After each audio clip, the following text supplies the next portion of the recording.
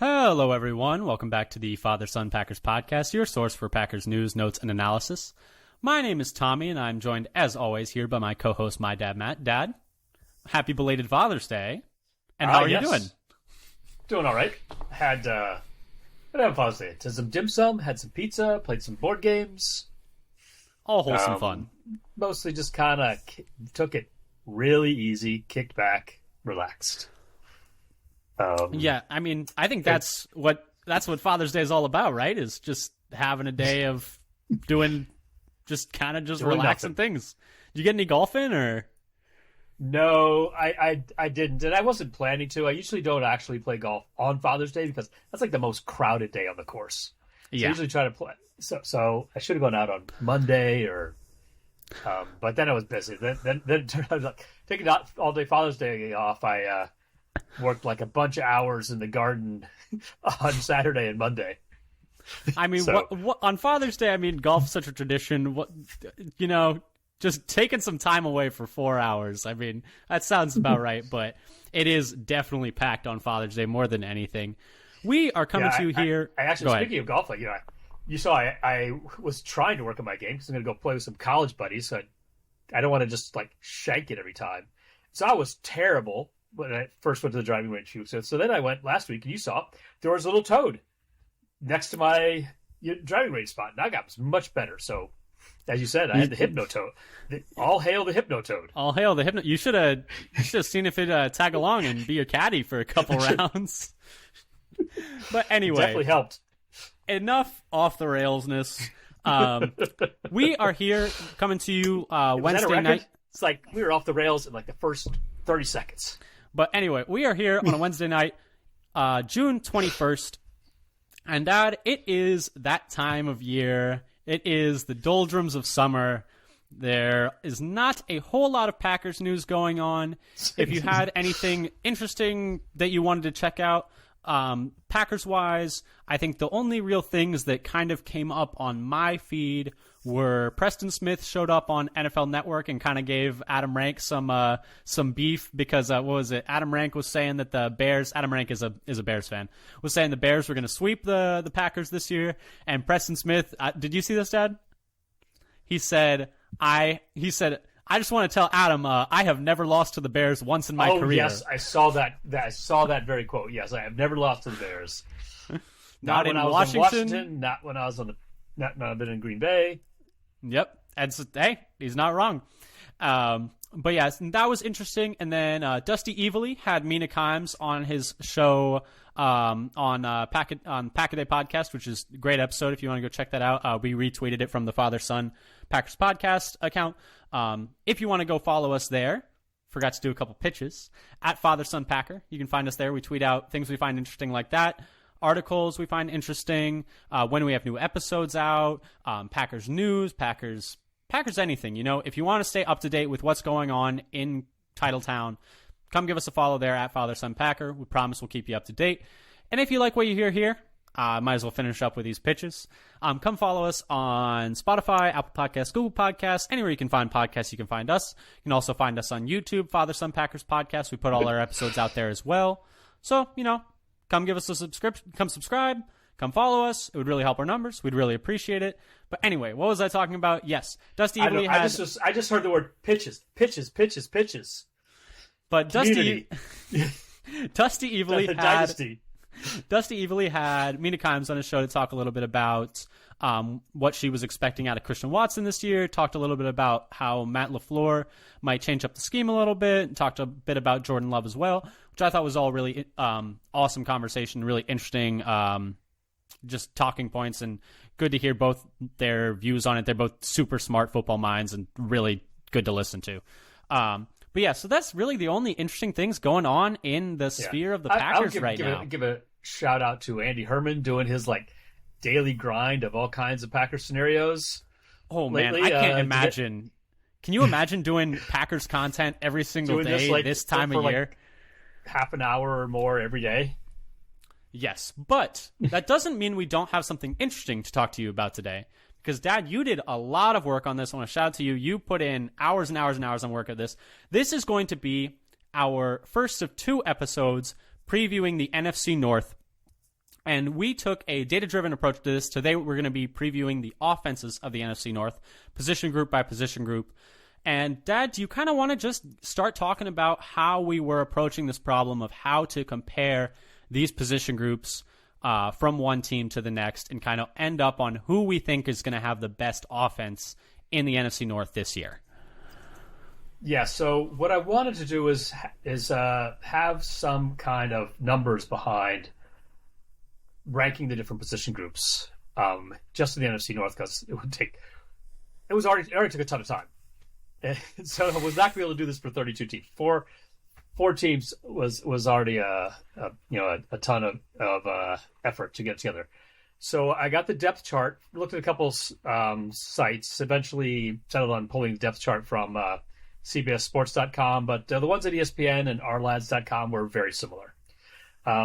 So I got the expected kind of lineup, starters and main subs. And, of course, how many different players are subs depends on the position group. Then I took so I wanted to get a kind of weighted grade for each group combined for all the players based on, in this case, I took their PFF grades and their snap counts, which I also extracted from PFF for the position groups from last year. So what I did is, I got the same number of players for each position group, and then to control for the unequal contribution of players within the position group, because, the starter, let's say, Aaron Jones is going to contribute to the running back group a lot more than Patrick Taylor. And so his PFF grade is much more important. So what I did is I figured out the snap count for each position on the depth chart. And for that, I took the snap counts for each position on the depth chart for each team from last year. So what was the snap count for wide receiver 1? What was the snap count? And I basically counted the snap counts for wide receiver 1 and 2 as equal, essentially almost all of the snaps, like 90% or more. I figured that could be 2 wide receiver sets, kind of the base, and then be adding receivers most of the time rather than taking receivers away. And then I used the team had for the wide receiver 3, 4, and 5, for example, how many snaps, and did the same thing for the tight end group, except here I just used their snap counts for their tight end 1, tight end 2, tight end 3, snap counts for running back 1, running back 2, running back 3, because there may be a lot of sets where there aren't any running backs on the field or there aren't any tight ends on the field, so you couldn't do the same, kind of assume that the top players would play most of the snaps. There are a couple positions I did that. So like quarterback, I just did QB1 because QB1 plays all the snaps that matter. And Hopefully for each of these teams. Yes, but we're not ranking teams based on effed. Yeah. As the famous Colts quote goes about Peyton Manning, we don't practice without 18 because without 18 we're effed and we don't practice effed. We don't practice effed. Right, so we're not ranking effed. And then a couple of positions, so players like almost never leave the field, like starting safeties and your 1-2 cornerbacks. We'll talk about them next week when we talk about the defense. But essentially, the wide receiver 1 and 2, I gave them a high percentage of snaps. And for the O-line, I was tempted to just go with the 5 starters because you don't sub in and out. You just play your starters all the time. But I decided to add 1 sub because you almost always have to have at least 1 person. So I added a 6th lineman just to give a little bit of measure of depth for the line. And so to give that 6th lineman some snaps, I gave them like 50% of the total snaps and all the rest 90 each. So to add up to basically taking 10% for each of the starters and giving it to the primary backup. So that was how I set the number of snaps. And then I essentially took their play grade, their PFF grade from last year, right? From last year, multiplied it by the number of snaps divided by the total number of snaps in the position. So essentially the percentage, so it's their PFF grade is corrected for their percentage of snaps within the position. And then I summed up the grade for each player to give an overall grade. So it's essentially an average grade, average PFF grade for the position adjusted for snap percentage. Yeah, and as I understand it, it's kind of, you've made like a weighted average essentially, where Yes. the players that are going to be playing more, their PFF grade factors more into this composite PFF grade, this conglomeration of PFF grades, as opposed to the players that are playing less. And so altogether, you kind of get something that still looks like a PFF grade, which makes sense, and still we kind of know what it's supposed to look like. And it's just kind of taken from all these different players. So the wide receiver 1 and 2 are going to matter more than the wide receiver 3, wide receiver 4, wide receiver 5, etc. I kind of wanted to ask, though, how did you settle on PFF grade? I think it's a good metric. It's as good a metric as any. I think, as I feel about it, I feel like it's a really good metric in terms of ease of access, ease of understandability. People really understand it the more they've been used. And, it's just like when you're dealing with a lot of players, the noise within a PFF grade kind of gets canceled out as well, is kind of how I viewed it. But I just wanted to see, since you decided on PFF grade, what your thoughts on using that were. So one of I guess a couple of the main things is sort of ease of access, the fact that there's a grade for every position, and that is film-based, presumably, but I think the base it is the film analysis. So there is a little bit of guesswork on what an player's assignment is on a given play. That's a little bit of guesswork there. But I wanted to, and also they're sort of standardized to have a similar grade for the mean for a position group. So it's an easy thing to look and say, okay, this score means somebody's about average. This score means somebody's above average. This score means somebody's elite. And so it's kind of a quick and easy reference for whether a player is kind of at the top of their position or below average of their position. And so I went with that. And so you can kind of quick look at, especially within a position, how somebody is supposed to be rated and get us a little bit of a insight. And I think it's usually pretty good about whether somebody is elite at the in the league or not, regardless of position. I think it generally matches the eye test. I mean, you look at the best players in the league, they're all high PFF grades, players like Justin Jefferson that we're going to talk about, players like Amon-Ra St. Brown that we're going to talk about. I also wanted to touch a little bit on why we decided to use just the previous year's PFF grades, and why some people might argue, hey, what is the reason to use the previous, and how can you be sure that that's going to be essentially what's coming up on this next year? And we did look a little bit about that on how PFF grade changes year to year amongst players. Do you want to talk a little bit about that as well? Yeah, so I was trying to make this as accurate a prediction as we could. And so I wanted to see how much a player's PFF grade would change as they've been in the league. I originally had this notion that we might see a lot of like improvement during their like rookie contract from like year 1 to 4, and then when they get older it would start to decline. And so I just randomly picked one draft year, but not entirely randomly, because I picked a draft year where I could get 10 years of grades.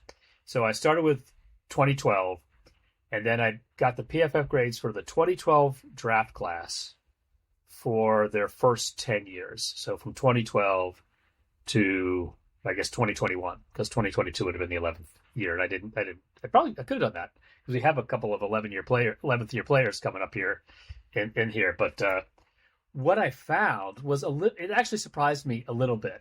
There's a little, and you had, Tommy, the insights to compare for each player, because I was struggling with a lot of like zeros in the data where somebody didn't play for a year, or never made a team, and not wanting those to throw things off.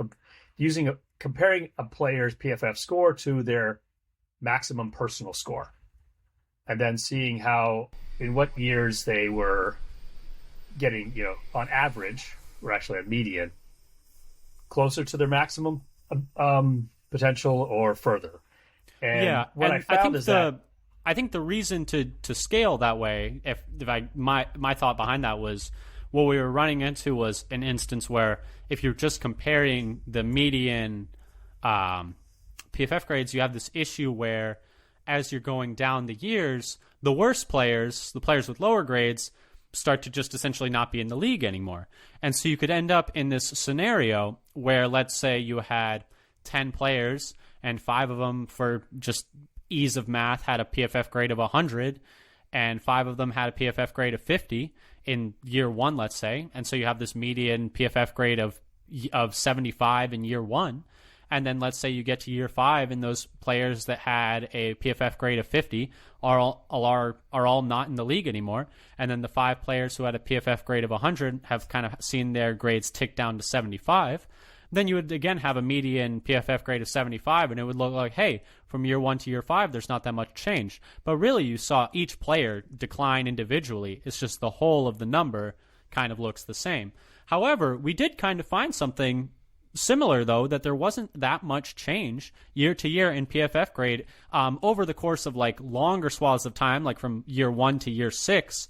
There was definitely there was like a change, a dip.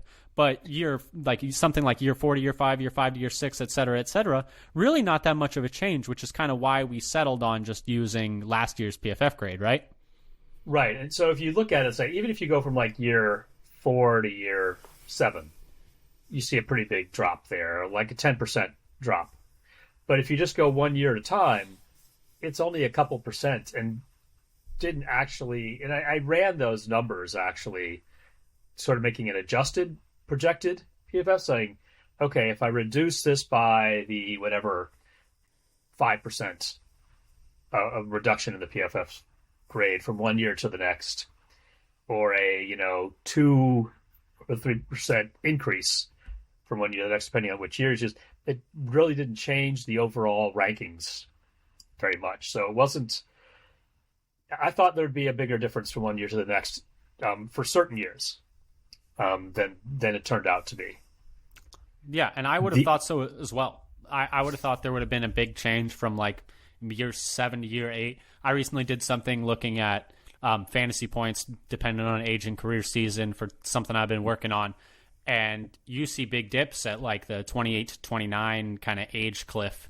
So I was expecting something similar for PFF grades, but it looks like it doesn't follow kind of a usual production type, like scaling of production year to year, like how that would. Grades seem kind of more consistent. So one thing I did not do, because it would have taken even more time, was to do a snap count plus grade analysis. And it may be that as players are aging, they're having to scale back to maintain some efficiency. And that has an overall impact on how big their contribution is, which is another issue entirely that I didn't get into here. There's one other. Go ahead. So one other little bit of thing I had to do in order to create the score. What do you do about rookies? Rookies have no previous year PFF grade. That is the question. So we had in the depth chart, I don't know, maybe a dozen rookies. So in order to estimate a PFF grade for this coming year for the rookies, and also I did this for Lewis Seen, who played like 2 snaps or something before he was out for the year. Yeah, and we'll be doing defense. We'll be doing defense next week. It won't come up this week. But he's the only one, a second-year player I did this for. But what I did, I found all the rookies who are in the depth chart, projected depth chart, their position and their draft round. And then I went over the previous 5 years of drafts and got all the players the same position in the same draft round and got all of their PFF grades and found the median PFF grade for all rookies at that same position who are drafted in the same round as the players that we are interested in here. And so I used a 5-year sample from 2018 to 2022. The smallest group that we had, so one of the groups we needed was a running back from round 1 because of Jahmyr Gibbs. Gibbs, right? Yep. You got it. And there are only 6 running backs to use for that. And then the next smallest were the tight end from round 2, which there were 2 this year, Laporta and Musgrave, and defensive tackle from round 2, which was Gervin Dexter, I think. Yes, for the Bears. Out of Florida. and then some of them had like 20 or more players. Anyway, I used those data to try to predict what a reasonable PFF prediction would be for the rookies in order to make and have a number to use for the overall position group grade. Yeah, I mean, I think that's the best way to go about doing it because, obviously it's a distribution. Like they could land a lot of different places along that curve. They could be really good, they could be really bad, but on the whole, they're all going to hit around in the middle, and that's kind of the best we can do for that. Is there anything else you wanted to touch on methodology-wise before we kind of start getting into how we think these position groups are going to shake out in 2023 amongst the NFC North 4? Yeah.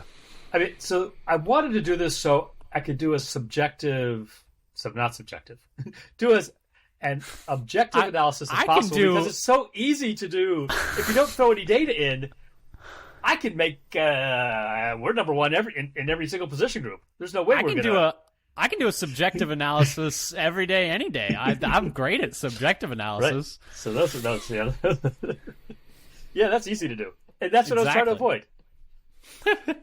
So we'd have some numbers, and it didn't necessarily work out quite the way I was hoping, but it's only the offense. Yeah, and I'm sure Joe Barry's going to save us. Oh yes, and this is only the offense. Some other caveats. Obviously, PFF grades aren't perfect. They are made by people. The film is evaluated by people who occasionally make mistakes. On the whole of a whole season, you'd think it kind of would even out a little bit. Those mistakes and that noise would kind of be canceled out. But it is something to keep in mind. PFF grades aren't perfect. They're a pretty good tool, but that's what they are, is a tool. We're not counting into this coaching, so we're not taking into account that, hey, we think Matt LaFleur is a better play caller than Kevin O'Connell, for instance, for the Vikings, something like that. We're not taking into account. I think those would be the main things I would say are like the caveats I would add is we're not taking into account coaching and that PFF grades aren't perfect. And one thing that we also did is we resisted the urge to fine-tune with our extensive familiarity with the Packers when we would not be doing that with the other team. So, for example, knowing like Jordan Love, when he played, whether we should add some data from other years, make adjustments for injuries. So we didn't do that, but we could talk about that a little bit. Where there might be some things that could be different than what we've got. But we didn't actually include that in the overall rankings. Yeah, and like for Jordan Love, small sample size. The other bit of caveat is Halapoulivaati Vaitai, out of the Lions, did not play in 2022. Apologies if I struggle with that pronunciation. I tried my best. But so we are using his 2021 PFF grade. Beyond that, though, should we kind of get cracking? Yep, let's get cracking. So you want to start us off with the first group? Yeah, so the first group to talk about after going through all this methodology, if you have any questions, hit us up on Twitter at FatherSonPacker. We'd love to talk about kind of the process we went through here. But the first thing we want to talk about is offensive line. And so the way that shook out amongst our process is we had the Vikings having the best offensive line with a composite score of 74.25, looking at Darisaw, Ezra Cleveland, Garrett Bradbury, Ed Ingram, Brian O'Neill, and Oli Udoh. We had the Lions in second with a composite score of 72.06, Taylor Decker, Jonah Jackson, Frank Ragnow, Vaitai, Penei Sewell, and Graham Glasgow. The Bears with a composite score of the Bears in third with a composite score of 70.46, Braxton Jones, Tevin Jenkins, Cody Whitehair, Nate Davis, Darnell Wright, and Riley Reif. And then the Packers in fourth with a composite grade of 68.12 with Bakhtiari, Jenkins, Myers, Runyon, Tom, and Nyman. So this one, I think, was probably the most surprising to me. The Packers all the way in last in our composite predictions for offensive line play in 2023. Vikings in first makes sense. They had a really good offensive line last year. Bears ahead of the Packers is surprising, and Lions not in first is a bit surprising. If you would have asked me to do this subjectively, I would have gone Lions, Packers, Vikings, Bears, I think, personally. Yeah. But we're looking at Vikings, Lions, Bears, Packers. What are your thoughts on that, Dad? Are you surprised at all with how this shook out? I was surprised that the Packers were last. One thing you look at, the PFF really didn't like Myers, didn't like Runyon. It's fair. Very much. Runyon had I think his poorest year last year, which, using the previous year does ding him there. But hey, he was worse last year than he had been in his previous years. So that's how the way the cookie crumbles. Yeah, and Myers was one of the worst linemen in the whole. Only Ed Ingram for the Vikings had a worse PFF grade among all the linemen that we included in this analysis, and then Runyon was close to him as well. Yeah, and then one thing that you could say, if you want to, that we have two of our best linemen were both coming back from ACL last year. Yep. And if they both go back to what they were pre injury, then they would be much higher than they are here. They would be more I think on par with the Lions, about even with the Lions. Yeah, and while the Packers are in fourth in this grade, I think that they probably are a little lower on the volatility level. I think the Bears are in third, but it is a bit dependent on a lot of new additions. Nate Davis is a really good guard that they added, and then Darnell Wright, the first rounder, top 10 pick at tackle that they added, are both projected to be starters for them, are guys that they're really going to be leaning on this year. But there's some volatility there when you're adding new pieces to an offensive line. But I think that those are two really exciting pieces for them, and that if they can get good contributions from them this year, that's going to really turn around their offense a lot. The Lions, like we've talked about, have had a really good offensive line pretty much the past 2 or 3 years, so not surprised to see them up there. And then the Vikings, I was listening a little bit to a episode, I think it was Packaday, Jacob Westendorf and Jacob Morley doing a draft of other NFC North teams, and from the Lions, I think they picked Aiden Hutchinson and Penny Sewell. Yeah, that makes sense. I might take Frank Ragnow. Ragnow is a hell of a center. For the Packers. Oh, if we're talking about the Packers, yes. I feel a lot. This is a draft for the Packers. I would take Ragnow. Yeah, I think he's a top 5 center in the league, in my opinion. I think it's obviously Kelsey and Humphrey, which hurts because we took Myers 1 pick before Humphrey for some reason. Probably because he's lefty is probably the reason, and he's a little smaller. But and then I think Ragnow deserves to be in that conversation going on down for those next spots. But yeah, and then the Vikings offensive line, I think the depth is a question mark. That 6th spot, Oli Udoh, like you said, was the only player. It had the worst grade of all the players in the North. So you do have some questions about the depth, but you can't doubt that starting 5. I mean, no, actually, it was Ed Ingram had the worst grade in the North. Oh, it was Ed Ingram. Sorry, thank you. It was Ed Ingram. But so Ingram had the worst one. I take it back. But I do still have questions about their depth. But anyway, Darisaw, his second year in the league last year, is already one of the best left tackles in the league. Bradbury is a good run blocker, but Kenny kind of eats his lunch when they play. So, and then Brian O'Neill's a really good tackle. I did not do, which something that the Packers would have, I think, finished much higher on if we had just done pass blocking grade.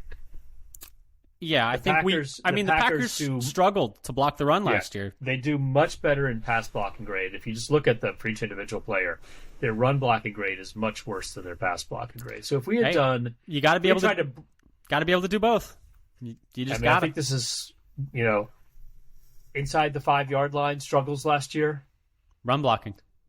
We just could not move the pile or open holes for powering in on so many short yardage plays. I'm looking at Myers and Runyon on that one. Honestly, I think they're the biggest problem in terms of just not getting push on run plays. Yeah. So if we broke this down and say O-line pass blocking, O-line run blocking, things would have shaken out. I don't know how much different, but I bet the Packers would have been closer to the top. Yeah, and I bet we would have been dead or last in run blocking. So even dead or last. Yeah. So let's both beat ways. That dead horse with a dead snake. Yes. But so the Packers were projecting to, not have the best, have the worst O-line in the North. Although, to be fair, there's a lot of talent on the offensive line in the North, especially established talent with the Vikings and Lions, and then some young up-and-coming talent with the Bears. Let's move on, though, to running backs, where we have a little bit better news for Packers fans.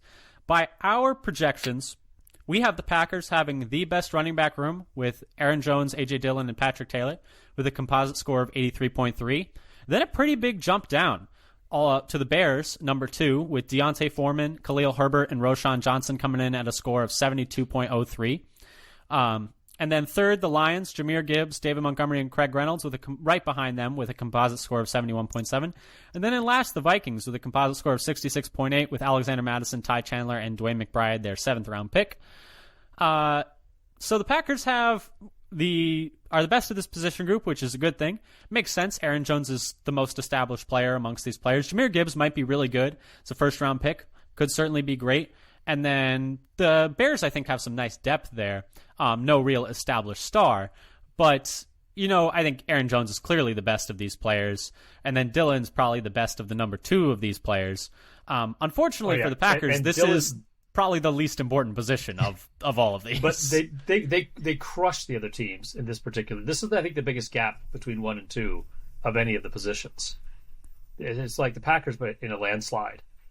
A.J. Dillon has a better grade than any other running back on any of the teams. Do you want to hear something interesting that I saw tweeted out? Sure. And I want to hear what you think about this, since we're talking about A.J. Dillon. Did you know he was 5th in success rate in the league last year? I did not. Isn't that something? People talk a lot about how he had kind of a down year last year. And I remember looking at the numbers as the season went on. It was, in some ways, I think, driven a little bit by the early season narrative. And I remember we talked about this during the season last year. His first 12 weeks were very similar to the first 12 weeks of the year before. It was only at the end that he started getting better and better. The one thing that I think is his receptions were down last year compared to the year before. Both his catch percentage and his overall number of receptions and yards, maybe yards per reception as well. It's just interesting to me because I think of him last year and I'm like, wow, he was so much worse last year. And I think it's almost an eye test thing. And it's just watching him and he did turn it up a little bit at the end of the year, I think, against some mediocre competition, I would say, at the end of the year. To be fair, I think the Packers schedule kind of eased up a little at the end. But it's just interesting. 5th in success rate, which is kind of a measure of, if listeners you didn't know, is kind of it's the idea that running for a certain number of yards on certain downs is more valuable than others. So like a third and keeping on schedule to make a first down. It's like on first down, running 5 yards is a success. On second down and medium, running 3 or 4 yards is a success, and then third down, getting a first down is a success. It's kind of essentially how many successes you have over the total number of opportunities. And top 5 is pretty wild. I wonder if that's a function of him getting a lot of third and short touches, which if you consider it easier to get a yard, albeit in a tougher situation to get a yard, is it easier to have a higher success rate when that is your role? I don't know. That's just kind of a question I have for that number. Question: if they did they control for the league-wide success for different types of opportunities? Yeah, that's kind of what I'm wondering, because you could argue it's easier to run for a yard on third down than it is to run for 6 yards on first down, even though I think that's how they calculate success rate amongst running backs. I think it's 6 yards. Shoot, I don't remember what the exact numbers is, but that's kind of the concept where if you get yourself into a position where you are kind of likely to get a first down to keep the sticks moving, then it's considered a success. But I forget what the exact numbers are, but that's the idea. And then when you get into third and short or fourth and short, can you convert the first down?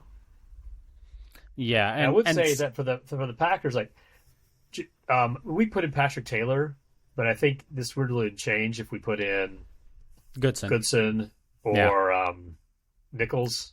I think it's going to be one of Jones Goodson and Dillon or Taylor hog up the snaps. Yeah.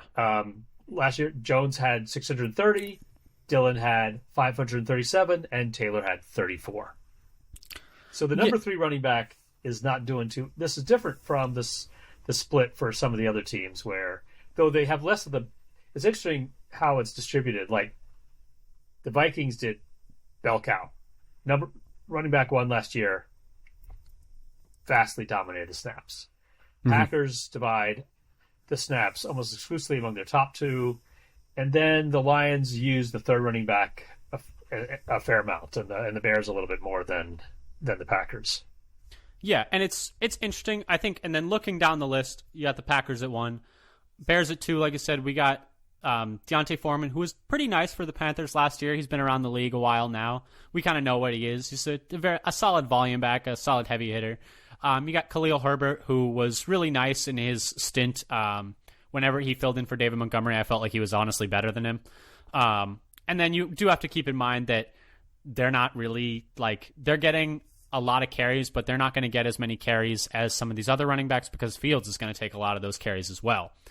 Going down this list, though, you see guys like Gibbs, and you could see a path to the Lions being the best running back after, the best running back room after this year if Gibbs hits like some people do. I think you mentioned that it was Andy Herman who had him graded really highly going into the draft. A lot of people were really high on him. He went 12th overall, which is a lot higher than people even thought, so the Lions are clearly very high on him. And then, one thing he's got is speed, which is often a predictor for running back success. He is also small, though, which is also small for running backs, under 200 pounds, which Aaron Jones is as well, I think. Or he's some people say that flat. They don't believe he's like 200 something. I don't believe he's 200 something. But so that's kind of how it breaks down. And then the Vikings, obviously, moving on from Dalvin Cook. How's this for Aaron Jones is roughly my size. It might be distributed a little differently. I was going to say, not your shape. Not your shape, though. But moving on, though. And then the Vikings obviously moving on from Dalvin Cook. That was another piece of news that we didn't necessarily talk about too much. But they've moved on from Dalvin Cook. When Alexander Mattison has played, he's filled in pretty well with volume. He's not quite as efficient as Dalvin Cook, not quite as explosive as Dalvin Cook, but pretty good runner. And then they seem pretty high on Ty Chandler and their 7th rounder, Dwayne McBride. Moving on, though, to receivers, Dad. For this, we had the Vikings at 1 with a score of 76.3. Going to be pretty easy to get up there when you got a guy like Justin Jefferson. And then you got Jordan Addison. Getting a ton of snaps and getting an elite grade. Yeah, and then you got Jordan Addison, who's a first-round pick. You got KJ Osborne, who's proven to be pretty good in a pinch. Jalen Reagor, who hasn't been as good as kind of people thought he might be, but still has some decent talent. And then Brandon Powell, who I'm not as familiar with as the wide receiver 5, but they were in first with a score of 76.3. In second were the Lions. And just to say about the number of snaps on the Vikings, those 4th and 5th wide receivers are getting 10 times fewer snaps than the top 3. It's a little different. For some teams, they spread it out a little bit more. But the Vikings really crowd all the targets to their top 2. So one thing we've done here is essentially slotted Jordan Addison. Their snaps, you mean, not their targets. Their snaps.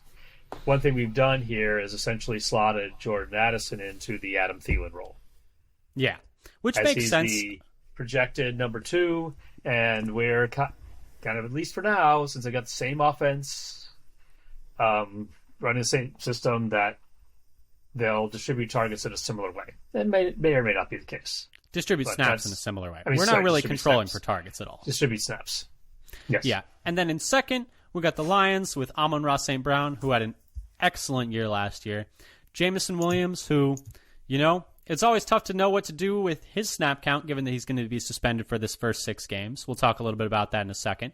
Josh Reynolds, Khalif Raymond, and Marvin Jones back for his second stint with Detroit after some time in Jacksonville.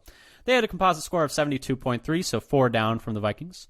Then you got a pretty sizable drop down to the Bears in third with DJ Moore, Darnell Mooney, Chase Claypool, Equinemius St. Brown, Dante Pettis. DJ Moore being the big one of note there as a new addition to the Bears receiver room. They got him essentially for moving from the first overall pick all the way down to 9th with Carolina, along with a bevy of other picks. Claypool was someone they also added last year, although apparently things are not going so well with that. You hate to see it. They had a composite score of 66.3, and then in last, the Packers in fourth with Watson, Dobbs, Jaden Reed, Samori Toure, and Dontavian Wicks. So the only one of these teams with 2 rookies slated to take up a lot of snaps. With a composite score of 65, so just a touch below the Bears, but below the Bears nonetheless. It makes sense when you have a second and a fifth round rookie kind of expected to take a lot of snaps going into it, being younger than the rest of these groups, being a little less proven than the rest of these groups. I think when you look at the number 1 receiver on all the rest of these teams, Justin Jefferson, I think, is clearly better. Did you see this thing that was being tweeted around by Packers Twitter that Christian Watson has a higher ceiling than Justin Jefferson? Can we just not make ourselves look like that is the most stupid take I've ever heard about? That's like people saying Justin Fields is going to be MVP. Well, it's it's like, what do you mean when you say are you saying like, okay, Christian Watson's a better athlete than Justin Jefferson on paper?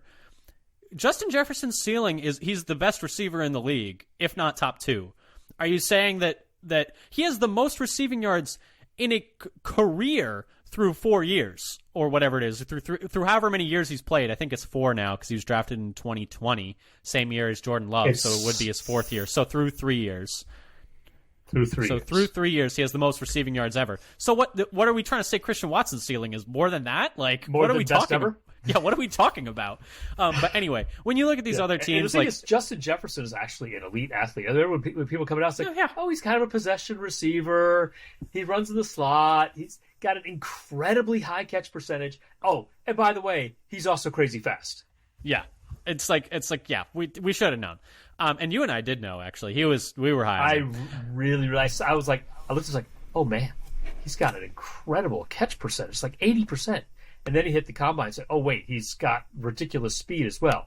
This is the guy. This is the guy over every other guy in wide receiver that year that was going ahead of him. It was a great receiver class, too. And that was I wanted him with the Packers so bad. Yep, that's what, it happens. But, still got clamped by Jair Alexander is all I'm going to say.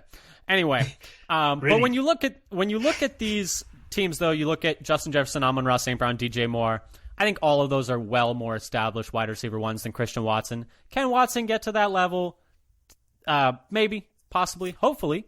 I think we saw a lot of promising stuff from him in his first year, but I don't think it's fair to say that all 3 of those guys are more established. And then you look at wide receiver 2 for these other teams. Darnell Mooney's had a 1,000-yard season. Jameson Williams is a first-round pick. Jordan Addison was a first-round pick. You could see why it's fair to assume that they're going to have a better year than Dobbs coming up. And then, the other 3 all have played in the NFL, and Reed is a rookie. So I think it's fair to say that the Packers probably have the least impressive receiver group of these 4 teams. But, there's still room for optimism. I think we saw a lot from Watson last year that if he can build on is exciting. Dobbs has had a really good OTAs and minicamp. There's a lot to be excited for the Packers, but I think I'm not surprised that they're 4th, is what I'll say. Yeah. If you look at the actual numbers that are underlying the overall grade, what you see is that both Detroit and Minnesota are driven by an elite number 1 with scores in the over 90 for Amon-Ra St. Brown and Justin Jefferson. While the Packers number 1, Watson, has a grade of 77. I didn't go in. So it's like, oh, what if we look at just his grade over like the last 6 games of the year? Hey, no fidgeting with the data. No fidgeting with the data. I'm sure that's the best projection for next year. I'm sure. 90% sure. 80% sure? 70% sure? He'll be on a. I'm some kind of sure. But also, then he had what, 8 touchdowns in 4 games? That's on pace. I mean, that's on pace for 32 touchdowns. So just extrapolate that out. Right. We're right there. It's just math. That's just math. That's just multiplying. I can do that. And then Dobbs has like the worst grade of all of the number 2 receivers as well for last year. So I think they both had some time of rookie struggles. Let's see what it is this year. And it's I think it's just they fair both also had injuries for part of the year as well. That's true. But I think it's fair to assume, and Jameson Williams did as well. And his especially is a very small sample size of a PFF grade is something to keep in mind. I think he played 2 games at the end of the year, coming back from that torn ACL he had at Alabama. So that's something to keep in mind too. Is there anything more you want to talk about wide receivers before we move on to tight ends? I guess that's the main thing. We can move on to tight ends. And I just should mention that for the Jameson Williams situation about whether how many games he's going to miss next year with the suspension, I kind of ran the numbers with him that because his PFF grade for this limited time was not much different from the other receivers below him on the depth chart. It didn't change the overall score very much because just reduced his snap contribution and raised theirs and didn't affect the overall grade very much. Yeah, and then so let's move on to tight ends. We got the Vikings in first with T.J. Hawkinson, Josh Oliver, and Johnny Munt with a score of 68.6. Bears, Cole Kmet, Robert Tonyan, Jake Tong. I'm not entirely sure how to pronounce it. I don't actually know how to pronounce it. Possibly. Yeah, it's hard to know what origin it is. Score of 64 Score of 64.4. And then you got the Packers in third with Musgrave, Kraft, and DeGuara. Score of 57.2. Really struggling essentially from the fact that they're 2 rookie tight ends and they don't usually produce all that much. But then in fourth, you got the Lions with Brock Wright, Sam Laporta, and James Mitchell with a score of 57. I think there's some things you could take a look at here and be like, hey, Musgrave's ceiling's really high. Sure, certainly possible. Hawkinson is clearly the best of these tight ends. I don't think that's that hot a take, so it kind of makes sense that the Vikings would have the best tight end group. I think this one is pretty cut and dry. Do you have anything you want to add on? No, I mean the main thing is like Hawkinson is like head and shoulders above the rest as far as we know right now, and Kmet being the next most established. Tonyan, I think he's had after his injury has not gotten back to his one really good year, but but he also has some already hit record of production for the Bears. But it really is, you can see that's driven by the grade of the number 1 tight end in terms of what's known. Which makes sense because most teams don't run a whole lot of 2 tight end sets a lot of the time. And I think I forgot to mention, but the Lions composite score was 57, so the gap between the Packers and Lions is literally 0.2. It's essentially a tie. It's pretty much a tie. That's kind of all we had on the tight ends, though. It's always hard for a rookie tight end to really make an impact. You could argue that's because oftentimes rookie tight ends don't really get the opportunity to take a lot of snaps, which the Packers will this year. Packers will because their top 2 are projected top 2 are both rookies. Exactly. But, it's tough. And there's essentially no difference between the grade of a second-round tight end and a third-round tight end based on the last 5 years. It's like a 1-point difference. Yeah. And then moving on to quarterback, unless you wanted to add anything there. And this one, helps the Packers a little bit. So we got the Vikings in first with Kirk Cousins with a grade of 79.3. We know who Kirk Cousins is. He's a fine quarterback. We got Jordan Love in second with the Packers with 78.7. Reminder, he really did not play very much last year, so you got to keep in mind small sample size. But we gave the Lions a little bit of benefit on the small sample size with Williams. We got some other stuff there. We're helping out these other teams on small sample size, but Love did have the second best PFF grade of all these quarterbacks last year, and that's just we're just going based off that. Small amount behind Cousins. It was like 0.6.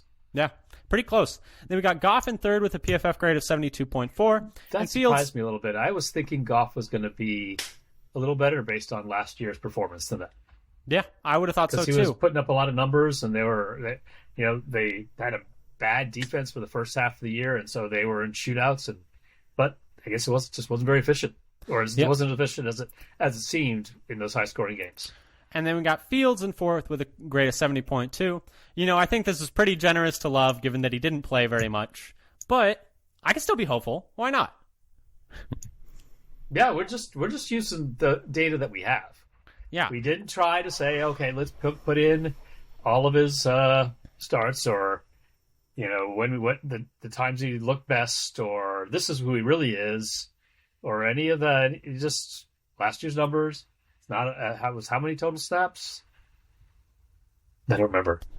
I didn't write it down because I just feel like I didn't need to calculate. Yeah, assumed 100% of snaps this year. So right. But But we were being pretty. We're trying to be as objective as possible. We had the Packers last in a lot of spots, but just based on PFF grade, it's projected if you maintain that level of play over a larger sample size, which is not a guarantee, that he would be the second. Notice that you had done an additional analysis of EPA per play, not just PFF grade for the quarterbacks. I did put this in. We did not talk about it, but I can bring it up. Yeah, we might as well talk about it now because I think this looks like something nice to talk about right now. Yes, so EPA per play is an idea of it's expected points added per play, and the idea is that the basic idea behind it is a 9-yard completion on 3rd and 12 is less valuable than a 9-yard completion on 3rd and 4. And essentially, it's just like It's less value than a 6-yard completion on 3rd and 4. Also, yes. But it's the idea, essentially, that context has to matter for these plays that are happening, down in distance, time and score, stuff like that. And it's expected points added is kind of a per play is kind of a catch-all metric to see essentially how good. In this instance, we were looking at them for quarterbacks.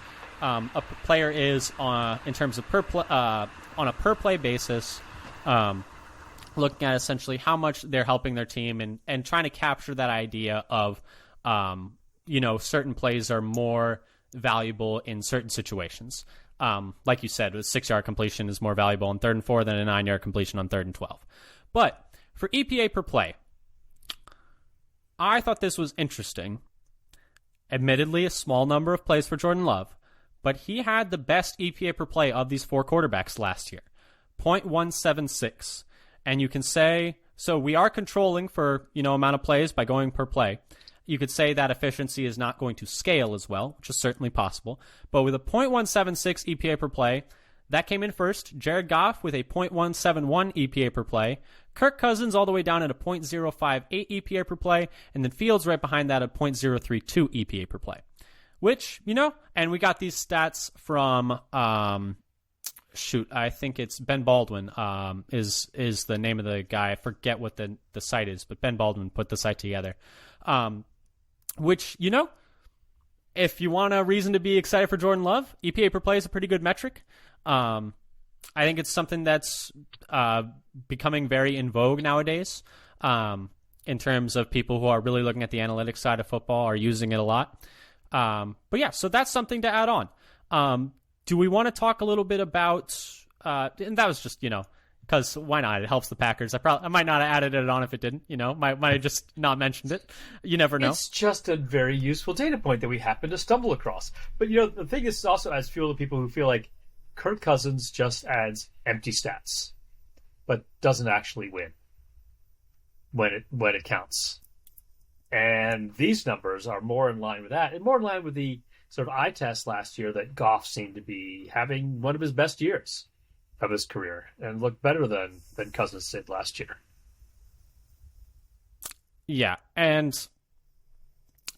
kind of, just to expand on EPA per play, the idea is just kind of, as you get closer to the other team's end zone, you are increasing your odds of scoring, and that as you move further down, you're more likely to score next is kind of the idea. is also a way of putting it. It's like the odds that you're the next team to score, I think, is a big component in it. It's kind of hard. It's hard for me just on the spot to like really delve into it, but that's kind of like one of the big ideas behind it. But in terms of our final composites, we have, when we essentially take all the rankings and average them out by position group, we're kind of projecting the Vikings to have the best offense, and then we have a three-way tie in terms of averaging out these rankings between the Packers, Bears, and Lions, kind of thinking that they're all going to have similar levels of offenses in the coming year. You could argue, hey, certain positions are worth more than others, you should weight them. Fair. Quarterbacks should probably be rated more highly. Maybe a tie goes to quarterback, in which case the Packers would be first. So, hey, if you want to argue that, I won't argue with you. If you go EPA per play. The other thing we didn't do is how closely you won a group by. So you could say that that maybe running back isn't as important, but the Packers won it by a landslide, and we're close in others. So we neither weighted position groups based on perceived value for a position group, nor does this particular quick back of the envelope ranking take into account how it's just a based on rank rather than like how much better you were than the other teams in a particular group. Yeah, because that would add a little bit more weight to your finish within the group as well. Yeah, but I think pretty much what we're mainly getting out of this, as we kind of wrap up here, is that we're projecting the Vikings to have the best offense, which I don't think is that high to take. They had a really good offense last year, and their main losses were Adam Thielen, who they replaced with a first-round receiver, and Dalvin Cook, who they replaced with a plenty capable running back in Alexander Madison. And then beyond that, we kind of think all these offenses will be kind of steadily around the same level, give or take a little bit. All these offenses are very different as well. And also, we're not, like we talked about earlier, taking into account play caller and coaching and stuff like that. So, something to keep in mind. But I think this bodes fairly well for the Packers as well. Some of their top-level ones, like running back, isn't as important as some other positions. Quarterback that they were second in was on a small sample size. You could argue that the offensive line being in fourth, was a bit harsh on them, and that they have the players and possible ability to be higher than that going into next year. But anyway, Dad, is there anything else that you want to add on to this before we call it here? I think that we went over all of our everything we put together for this episode and how we got to where we did in the end, what we did to do it. So maybe listeners, it was a little bit of a nerd dive. Maybe it was a little bit too much math for you. There's no such thing as too much math, Dad. It's that everyone loves math, didn't you know? There is always the right amount of math. But anyway, thank you so much for listening. We are sorry that the Packers didn't come out on top on offense, but maybe next week they will on defense. If you like what you heard here, come give us a also not being adjusting for coaching. No, thankfully. You win some, you lose some. But anyway, thanks so much for listening. If you like what you heard, come give us a follow on Twitter at FatherSonPacker. Come subscribe to us wherever you listen to podcasts, or on YouTube, or both, or all of them. Go into every single one of the podcast platforms and hit subscribe. We would definitely appreciate it. It would help our numbers. Go on YouTube, hit subscribe. It'd help our numbers. At FatherSonPacker on Twitter. And then thanks so much.